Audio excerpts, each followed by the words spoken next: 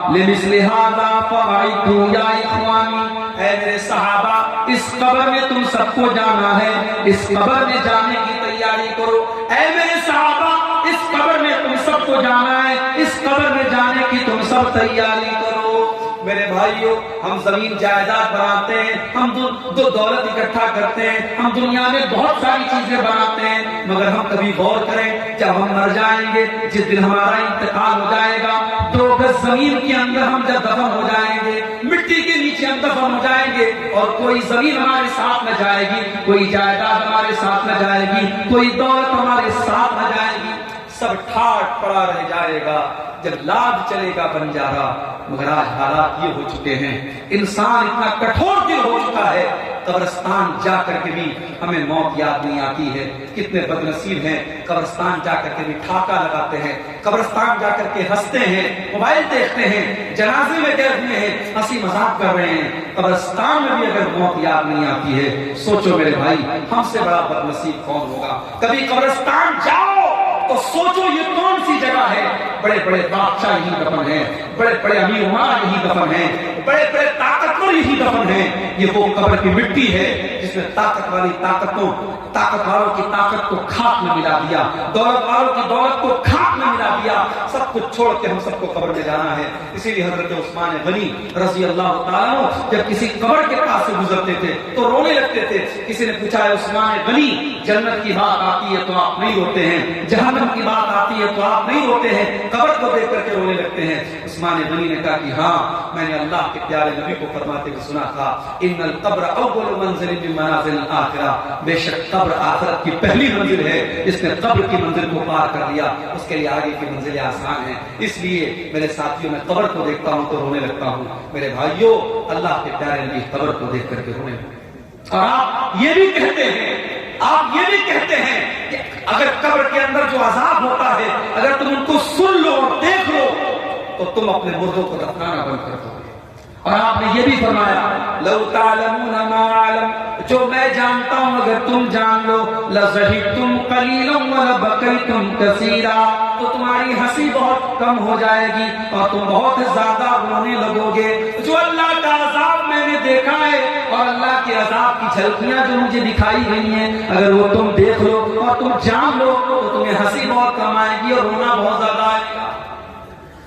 ایک اور موقع پر اللہ کے نبی روئے تھے، اور وہ کس کے لیے روئے تھے؟ آئے آئے آئے، وہ واقعہ جب پڑھو تو آنکھوں سے آنسو آ جاتے ہیں۔ ہمارے نبی ہمارے لیے روئے تھے، اپنی امت کے لیے روئے تھے۔ صحیح مسلم کی روایت ہے، اللہ کے پیارے نبی صلی اللہ علیہ وسلم قرآن پڑھ رہے تھے، اور قرآن کی تلاوت کے دوران آپ نے حضرت عیسیٰ علیہ السلام کی اس دعا کو پڑھا۔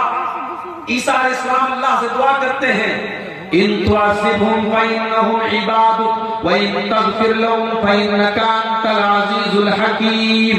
اے اللہ یہ تو تیرے بندے ہیں، اگر تو معاف کر دے تو تیرے بندے ہیں، اور تو عذاب دے دے تو اے اللہ تیرا حساب لینے والا کون ہے؟ تو طاقت والا ہے، تو حکمت والا ہے۔ اس کے بعد اللہ کے نبی نے سورہ ابراہیم کی آیت کو پڑھا۔ ابراہیم علیہ السلام اللہ سے دعا کرتے ہیں، وَمَن تَبِعَنِي فَإِنَّهُ مِنِّي وَمَنْ عَصَانِي فَإِنَّكَ غَفُورٌ رَحِيمٌ۔ اے اللہ جو میری اتباع کرے گا، جو میری پیروی کرے گا وہ میرا امتی ہے، اور جو میری نافرمانی کرے گا اے اللہ تو غفور رحیم ہے، تو معاف کر دینا۔ میرے نبی نے دیکھا کہ عیسیٰ نے اپنی امت کے لیے دعا مانگ لی، ابراہیم نے اپنی امت کے لیے دعا مانگ لی۔ آپ نے کہا کہ میری امت کا کیا ہوگا؟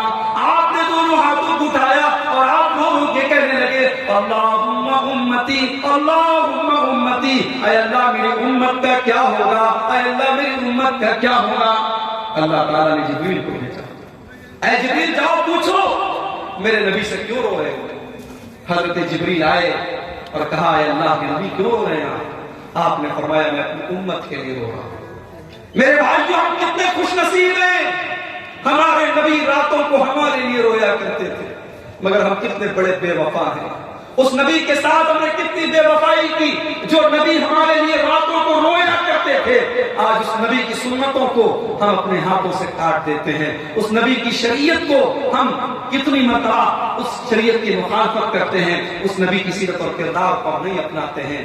سلام اس پر جو امت کے لیے راتوں کو روتا تھا، سلام اس پر جو فرش خاک پر جاڑے میں سوتا تھا، سلام اس پر کہ جس کے گھر میں چاندی تھی نہ سونا تھا، سلام اس پر کہ ٹوٹا بوریا جس کا بچھونا تھا۔ میرے بھائیوں، اللہ کے نبی رو رہے ہیں اور جبریل امین آ کر کے پوچھتے کیوں رو رہے ہیں؟ آپ کہتے ہیں اپنی امت کے لیے رو رہا ہوں۔ اللہ تعالیٰ جبریل امین کے ذریعے پیغام بھجواتا ہے کہ اے محمد صلی اللہ علیہ وسلم آپ پریشان نہ ہو، انا سنرضیک فی امتک ولا نسوءک، ہم آپ کی امت کے بارے میں آپ کو خوش کر دیں گے، آپ پریشان نہ ہو، آپ پریشان نہ ہو، آپ چنتا نہ کریں، آپ کی امت کے بارے میں ہم آپ کو خوش کر دیں گے۔ میرے پیارے ساتھیوں، وہ نبی ہمارے لیے رویا کرتے تھے۔ وہ قیامت کے دن بھی جب سارے نبی یہ کہیں گے مجھے اپنی جان کی فکر ہے، مجھے اپنی فکر ہے، تو ہمارے نبی ہماری فکر کریں گے اور اللہ کی بارگاہ میں سجدے میں گر جائیں گے اور پھر اپنی امت کے شفاعت کریں گے۔ میرے بھائیوں، اس نبی سے ہم محبت کریں اور اس نبی کی اتباع کریں۔ اس نبی نے ہمیں یہ درس بھی دیا ہے کہ وہ نبی اپنی امت سے کتنی محبت کرتے تھے کہ راتوں میں اٹھ کر کے اپنے نبی کے لیے، اپنی امت کے لیے رویا کرتے تھے۔ اور آگے بڑھیے، اللہ کے نبی ایک اور موقع پر روئے تھے۔ اللہ نے آپ کو 4 بیٹیاں دی تھیں، مگر بیٹے جو بھی ہوئے سب بچپن میں ہی انتقال کر گئے۔ آخری بیٹا آپ کو پیدا ہوا، بیٹے کا نام اپنے باپ ابراہیم کے نام پر آپ نے ابراہیم رکھا۔ یہ حضرت ماریا کے پیٹ سے پیدا ہوئے تھے۔ آپ نے عرب کے دستور کے مطابق اس بچے کو دیہات میں دائی کا دودھ پینے کے لیے بھیجا۔ بچہ دیہات میں پل رہا تھا، 1.5 کا بچہ ہو چکا تھا۔ بچہ بیمار پڑ گیا، آپ کو خبر ملی، آپ بچے کو دیکھنے کے لیے جاتے ہیں۔ صحابہ کرام کی جماعت بھی آپ کے ساتھ جاتی ہے۔ آپ جب وہاں پہنچتے ہیں، آپ نے اپنے بیٹے ابراہیم کو اپنے ہاتھوں میں لیا۔ وَإِبْرَاهِيمُ يَجُودُ بِنَفْسِهِ، ابراہیم آخری سانسیں لے رہے تھے، ابراہیم کی سانس اٹک رہی تھی، ابراہیم اب آخری سانسیں لے رہے تھے، ان کا دم ٹوٹ رہا تھا۔ اللہ کے نبی اپنے آپ کو مجبور محسوس کر رہے تھے، آپ کا بیٹا آپ کی گود میں، آپ کے ہاتھوں میں دم توڑ رہا تھا۔ آپ کی آنکھوں سے آنسو بہنے لگتے ہیں۔ حضرت عبدالرحمن ابن عوف کہتے ہیں اے اللہ کے نبی یہ کیا بات ہے، ہم آپ کو روتا ہوا دیکھ رہے ہیں، آپ کیوں رو رہے ہیں؟ آپ نے فرمایا اے عبدالرحمن ھذہ رحمت جعلھا اللہ فی قلوب عبادہ، اے عبدالرحمن میں اگر ایک نبی ہوں، اگر میں ایک رسول ہوں تو میں ایک باپ بھی ہوں، اور ایک باپ کے آنسو ہیں جو اپنے بیٹے کے لیے نکل رہے ہیں، یہ اللہ کی رحمت کی نشانی ہے جو اللہ نے اپنے بندوں کے دل میں ڈالی ہے۔ آپ کی آنکھوں کے سامنے آپ کے بیٹے کا انتقال ہو گیا اور ابراہیم کا دم ٹوٹ گیا، اور آپ نے کیا فرمایا؟ ان العین تدمع والقلب یحزن ولا نقول الا ما یرضی ربنا، اے ابراہیم تیرے باپ کی آنکھوں سے آنسو بہ رہے ہیں، تیرے باپ کا دل غمگین ہے، اے ابراہیم تیرے جانے سے تیرا باپ بہت غمگین ہے، مگر تیرا باپ اپنی زبان سے کوئی ایسی بات نہیں نکالے گا جس سے اللہ ناراض ہو جائے۔ یہ تھا میرے نبی کا رونا۔ میرے نبی اپنے بچے کی وفات پر بھی روئے ہیں تو وہ کنٹرول کے ساتھ روئے ہیں۔ وہ رونا ایسا نہیں ہے آپ نے کپڑے پھاڑے ہوں، آپ نے سینہ پیٹا ہو، آپ نے کوئی ایسی بات کہی ہو۔ آج اسی نبی کے نواسے کی شہادت کے نام پہ ہر سال محرم میں پوری دنیا میں کیا کیا نہیں ہوتا ہے میرے بھائیوں۔ کاش دنیا کو یہ بات سمجھ میں آتی کہ میرے نبی نے غم کے اظہار کا طریقہ بھی بتایا ہے۔ میرے نبی نے خود اپنے بیٹے کی وفات پر جو غم ظاہر کیا ہے میرے بھائیوں، آپ کی آنکھوں سے آنسو تو بہے ہیں مگر نہ آپ نے سینہ پیٹا ہے، نہ کالے کپڑے پہنے ہیں، نہ آپ نے زبان سے کوئی ایسی بات کہی جس سے اللہ ناراض ہو جائے۔ ایک اور موقع پر اللہ کے نبی روئے تھے۔ آپ کے پاس خبر آئی آپ کے نواسے کا آخری ٹائم ہے، آپ کی بیٹی نے پیغام بھجوایا کہ ابا جان جلدی سے آ جائیے، آپ کا نواسا بیمار ہے، آخری ٹائم ہے۔ آپ نے اپنی بیٹی کے پاس پیغام بھجوایا کہ جاؤ میری بیٹی سے کہہ دو ان للہ ما اعطى وله ما اخذ، اللہ تعالیٰ جو چاہے دے دے، جو چاہے لے لے، وَكُلُّ شَيْءٍ عِندَهُ بِأَجَلٍ مُّسَمًّى، ہر چیز کا اللہ تعالیٰ کے ٹائم مقرر ہے۔ فَلْتَصْبِرْ وَلْتَحْتَسِبْ، جاؤ میری بیٹی سے کہہ دو وہ صبر صبر سے کام لے اور ثواب کی امید رکھے۔ بیٹی نے پھر پیغام بھجوایا، ابا جان جلدی سے آ جائیے، آپ کا نواسا آخری سانسیں لے رہا ہے۔ اللہ کے نبی صحابہ کرام کو لے کر کے پہنچے اپنی بیٹی کے گھر، اور آپ نے اپنے نواسے کو گود میں لیا۔ نواسا آپ کی آنکھوں کے سامنے دم توڑ رہا ہے۔ حدیث کے الفاظ ہیں، اللہ کے نبی کی آنکھوں سے آنسو بہنے لگے۔ حضرت سعد بن عبادہ نے کہا، اے اللہ کے نبی، ہم کیا دیکھ رہے ہیں؟ آپ کی آنکھوں میں بھی آنسو بہ رہے ہیں۔ آپ نے فرمایا کہ ہاں اے سعد بن عبادہ، ہذہ رحمت، یہ اللہ کی رحمت کی نشانی ہے۔ اے سعد بن عبادہ، میں اس بچے کا نانا ہوں، میرے دل میں اللہ تعالیٰ نے اس بچے کے لیے رحم ڈالا ہے، اسی رحمت کی نشانی ہے، اس لیے میری آنکھوں سے آنسو بہ رہے ہیں۔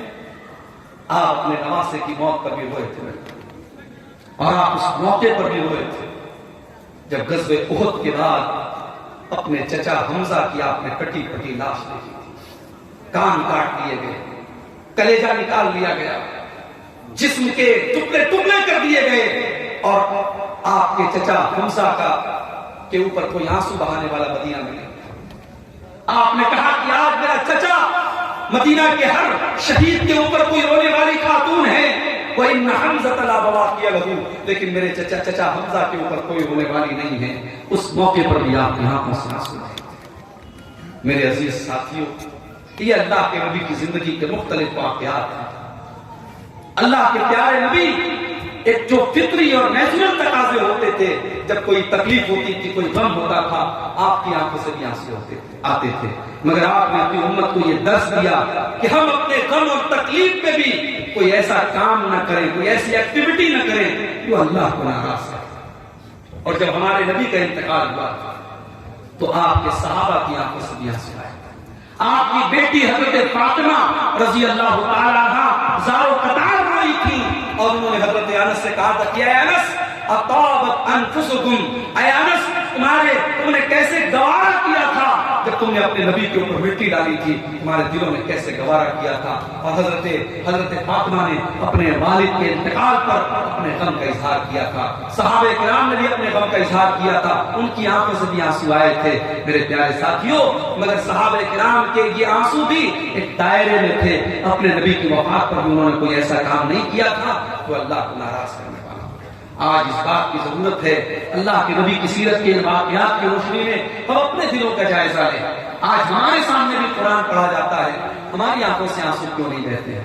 کہیں ایسا تو نہیں ہمارے دل آج موبائل اور سوشل میڈیا اور انٹرنیٹ میں اس قدر مبتلا ہو گئے کہ ہمارے دل سخت ہو گئے۔ صحابہ کرام تو تنہائی میں اللہ کو یاد کیا کرتے تھے، اور آج ہماری تنہائی گناہوں سے اور اللہ کو ناراض کرنے والے کاموں سے بھر گئی۔ میرے عزیز ساتھیوں، آپ اپنے موبائل پر اور اپنے انٹرنیٹ کے ذریعے آپ نے جو دیکھا ہے، جو سنا ہے، قرآن کہتا ہے ان السمع والبصر والفؤاد كل اولئك كان عنه مسؤولا، آپ نے کانوں سے جو سنا ہے، آنکھوں سے جو دیکھا ہے، اور دل اور دماغ میں جو خیال پالے ہیں، ان کا حساب اللہ تعالیٰ کیا ہوگا۔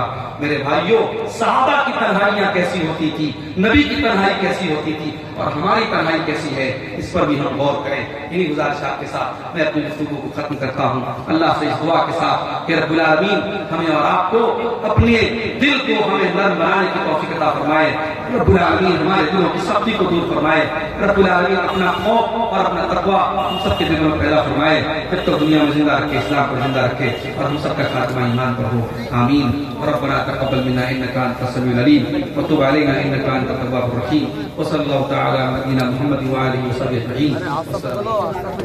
رکنا یار،